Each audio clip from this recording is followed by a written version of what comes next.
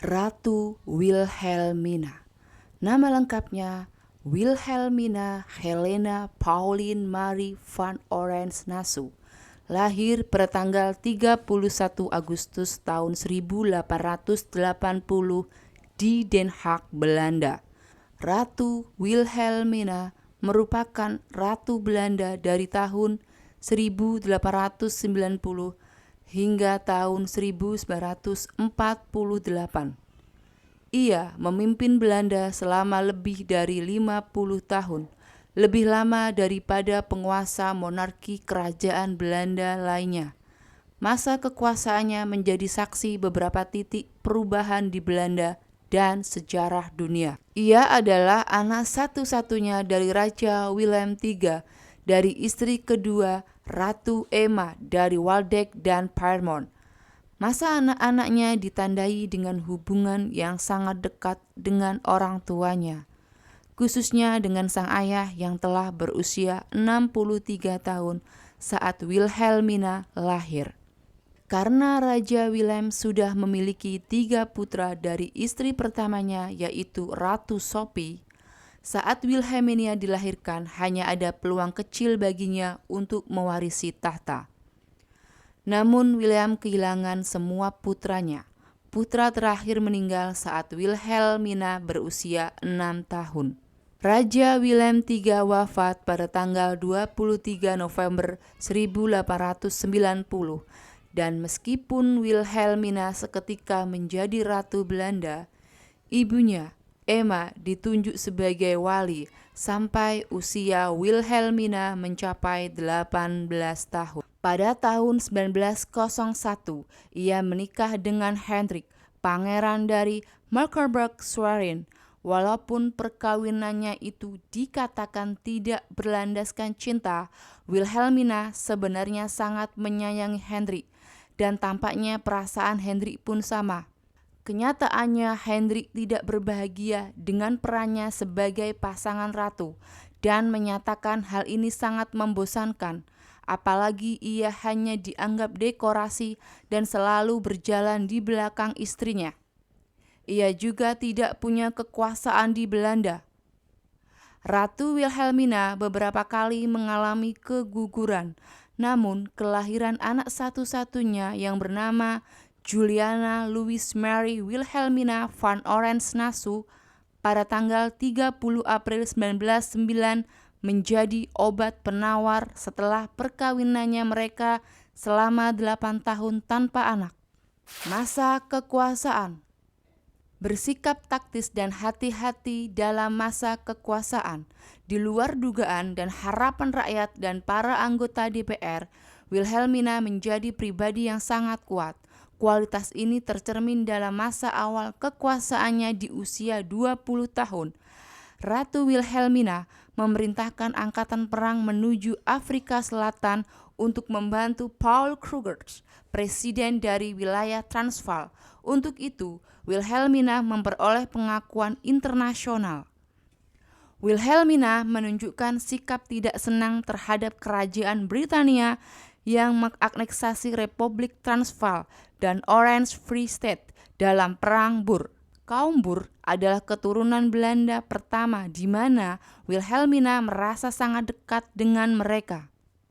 Ratu Wilhelmina juga dikenal mahir dalam mengelola bisnis dan investasi, membuat dia sebagai salah satu wanita terkaya di dunia. Investasinya merambah ke Amerika Serikat dan sampai ke sumur minyak di wilayah Hindia Belanda. Perang Dunia Pertama.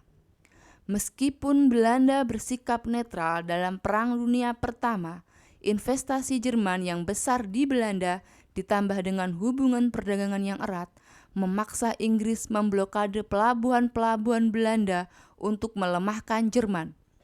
Dalam perang, Wilhelmina menjadi ratu pengawal. Ia selalu waspada terhadap serangan Jerman, khususnya di awal perang. Namun, ancaman terhadap kedaulatan muncul dari Inggris dan Amerika Serikat yang memblokade kapal dagang dan kargo untuk memutus upaya perang pihak Jerman. Hal ini menyulut ketegangan antara Belanda dan kekuatan sekutu.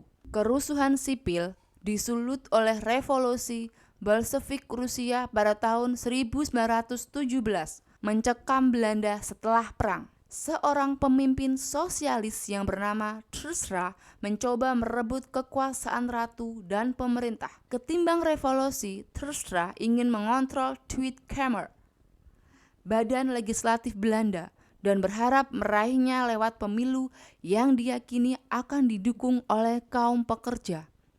Namun, popularitas sang ratu muda membantu kepercayaan diri pemerintahan. Wilhelmina menggalang dukungan massa dengan menunggang kuda bersama putrinya di kereta terbuka.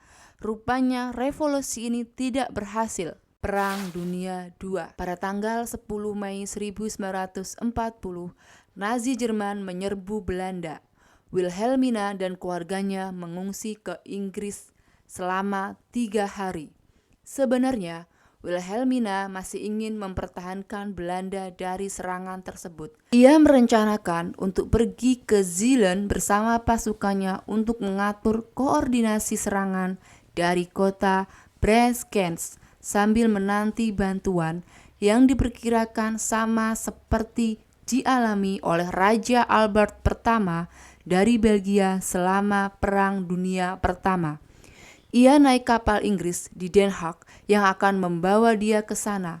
Namun, saat ratu berada di kapal, kapten kapal menyatakan dia dilarang mengontak pantai wilayah Belanda karena Zeeland sedang diserang oleh Angkatan Udara Jerman, Luftwaffe, dan terlalu berbahaya untuk kembali. Wilhelmina memutuskan pergi ke Inggris di mana ia memimpin pemerintahan dalam pengasingan. Seusai perang, Ratu Wilhelmina memutuskan untuk tidak tinggal di istana, namun pindah ke sebuah rumah di Den Haag selama 8 bulan dan mengunjungi seluruh pelosok negeri untuk memotivasi rakyat Belanda. Hadiah jam gadang di Sumatera. Nama Ratu Wilhelmina tak asing bagi rakyat di negeri jajahan Belanda, termasuk Indonesia. Ia meninggalkan banyak cerita yang menjadi kenangan. Cerita itu salah satunya ada di Bukit Tinggi, Sumatera. Disinilah berdiri jam gadang yang merupakan hadiah Ratu Wilhelmina.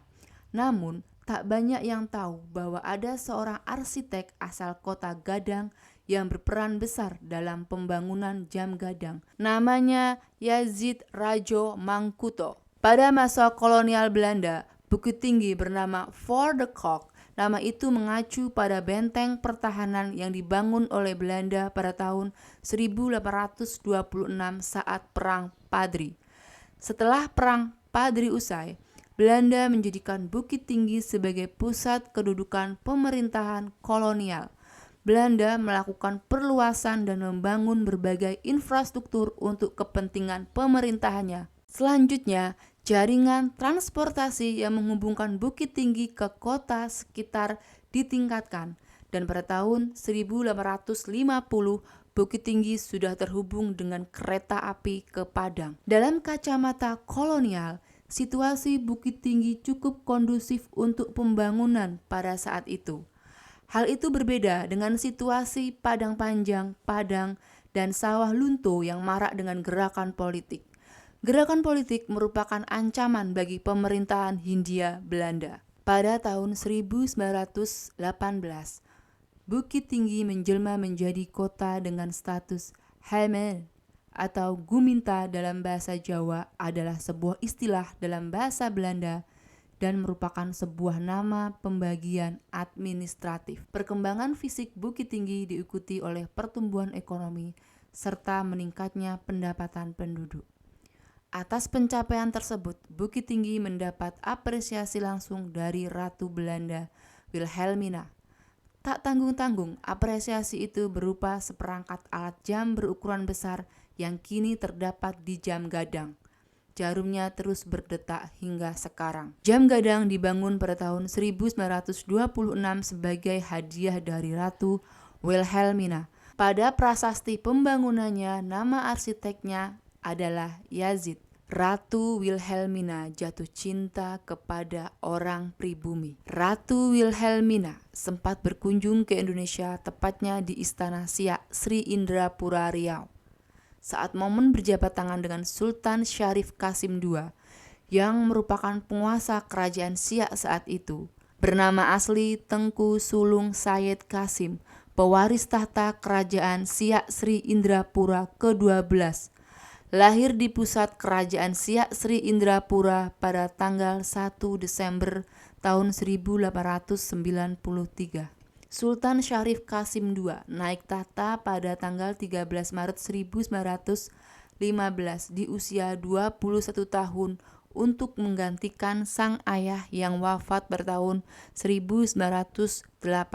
Bagai cinta pandangan pertama, Ratu Wilhelmina jatuh hati kepada sosok Sultan Syarif karena parasnya yang tampan, berkarisma, gagah, serta peduli terhadap rakyat kecil. Agar bisa bertemu kembali dengan Sultan Syarif yang sangat dikagumi oleh kaum Hawa, Ratu Wilhelmina mengundang Sultan secara pribadi untuk menghadiri penobatan gelarnya. Namun sayang, Sultan Syarif Qasim II yang merupakan keturunan darah Arab, ia menolak cinta sang ratu karena ada perbedaan agama di antara mereka. Sultan Syarif Qasim II sadar selain perbedaan agama, beberapa hal lainnya seperti perbedaan adat dan bangsa, sehingga secara perlahan Sultan Syarif memilih mundur dan banyak menghabiskan waktu di masjid dan dekat dengan rakyatnya. Ratu Wilhelmina kembali mengundang Syarif Qasim secara pribadi ke Belanda pada perayaan pesta ulang tahunnya. Saat Sultan memenuhi undangan tersebut, ia mendapat sambutan yang luar biasa meriah saat kunjungannya. Sultan Syarif Qasim II kemudian mengabadikan perjalanannya pada sebuah potret suasana ramai jalanan Belanda berwarna hitam putih. Foto tersebut sampai sekarang dapat dilihat di Istana Siak Sri Indrapura. Selain itu, sang ratu meminta membuat patung Sultan Syarif untuk disimpan di Belanda. Sebagai gantinya, ratu turut mengirim patung dirinya sendiri untuk disimpan di Istana Siak Sri Indrapura sebagai kenang-kenangan. Meskipun demikian, persahabatan mereka tetap terjalin dengan baik hingga maut memisahkan. Tak rela Indonesia merdeka. Ketika Indonesia merdeka pada tahun 1945, Wilhelmina akan menginjak 65 tahun. Dia makin uzur. Sementara itu, Belanda sedang porak-poranda karena perang. Perekonomian Belanda masih kacau pasca perang yang menguras darah, dana, dan air mata. Melepaskan daerah koloni seperti Indonesia yang secara sepihak memilih memerdekakan diri, jelas sangat berat di tengah perekonomian yang rontok. Indonesia yang dianggap durhaka, lalu dikirimi ribuan pemuda-pemuda Belanda dengan tujuan menduduki kembali Indonesia. Namun, perekonomian Belanda tertolong Amerika Serikat karena cemas dengan pengaruh Soviet merilis bantuan melalui Marshall Plan. Marshall Plan adalah paket kebijakan ekonomi Amerika Serikat yang memberi pinjaman lunak kepada negara-negara Eropa Barat guna memulihkan ekonomi pasca perang. Bantuan ini diberikan secara bertahap selama 3 tahun, yaitu tahun 1948 sampai 1951. Belanda termasuk 5 besar negara yang mendapat jatah paling banyak dari 16 negara penerima.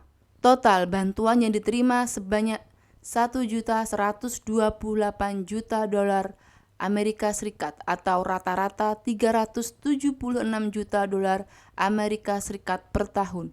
Suatu jumlah fantastik mengingat produk domestik bruto Belanda pada tahun 1938 hanya sekitar 280 juta dolar Amerika Serikat. Dengan bantuan sebesar itu, Belanda berhasil kembali menjadi salah satu kekuatan ekonomi Eropa pada akhir 1950-an. Pencapaian itu didapat tanpa memeras lagi bumi Hindia. 3 tahun pasca kemerdekaan Indonesia atau tepatnya 4 September 1948, Sang Ratu menyerahkan kepemimpinan negeri kincir angin tersebut kepada anak perempuannya yang bernama Putri Juliana. Ratu Wilhelmina wafat pada tanggal 28 November 1962 dan dimakamkan di Nieuwe Court di kota Delft.